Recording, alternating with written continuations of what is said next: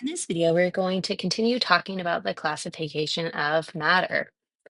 So let's get some practice. We want to identify each substance as either a compound, an element, a heterogeneous mixture, or a homogeneous mixture, also known as a solution. So this first one is filtered tea. So that would be a homogeneous mixture. Aluminum oxide, which is a white powder that contains a 2 to 3 ratio of aluminum and oxygen atoms. So since it contains more than one type of element, that means this has to be a compound. White wine would also be a homogeneous mixture. There are all kinds of different substances that are mixed together in wine. Ranch dressing would be a heterogeneous mixture. And then water is also a compound. Go ahead and do all of the problems in the other column to get some extra practice.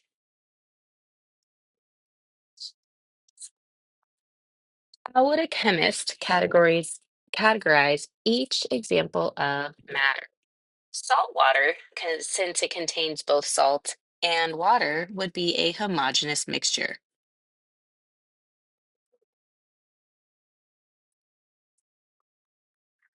Soil, when we look at soil, we can visibly see all of the different aspects in it, so it will be a heterogeneous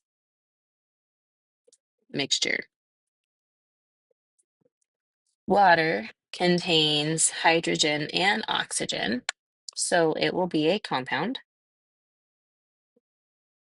And then finally, oxygen is an element. So make sure you get a lot of practice with identifying whether something is what type of matter a substance is. In chemistry, this is important because we need to see how things change within a chemical reaction. So, in a chemical reaction, we have reactants and products. The reactants are what you start with,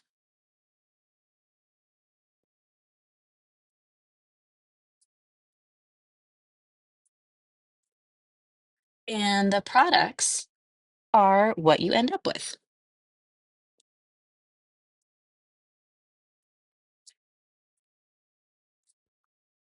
So, if we look at this lighter, we can see that it is producing a flame, and generally in lighters, it is a gas called butane.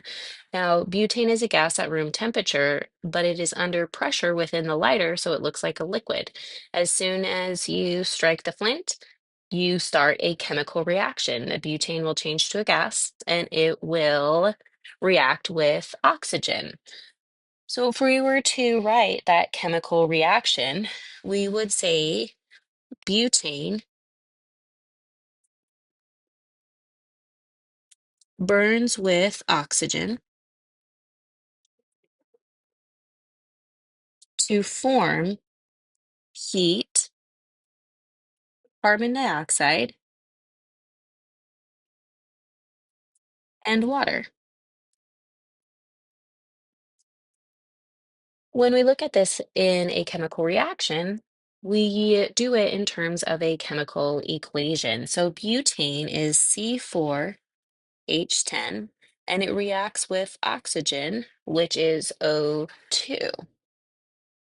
And that's going to yield carbon dioxide plus water plus heat.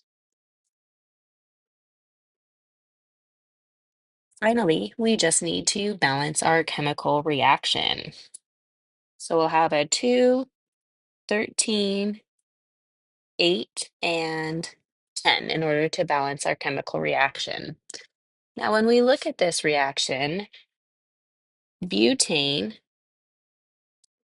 and oxygen are the reactants,